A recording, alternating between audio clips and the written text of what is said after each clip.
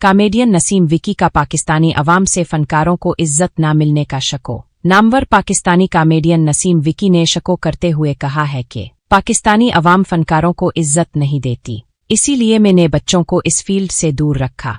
पाकिस्तान के मरूफ कॉमेडियन और theatre artist Naseem Vicky ने हाल ही में एक पॉडकास्ट में शिरकत की, जहां उन्होंने शोबिज इंडस्ट्री फनकारों की मुआशरती हैसियत और ज़ाती ज़िंदगी से मुताल्लिक कई खिले राज बताए।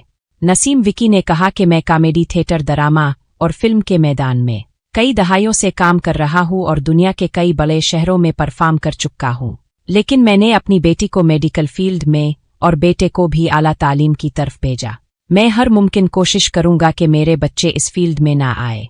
उन्होंने इस फैसले की वजह बताते हुए कहा कि इस फील्ड ने मुझे शोहरत जरूर दी, मगर मैं जानता हूं कि लोग हमारे पीठ पीछे कैसी बातें करते हैं। यह फनकार को इज्जत नहीं दी जाती। नसीम विकी ने कहा, पाकिस्तान में स्टार्स को स्टार नहीं बनने दिया जाता।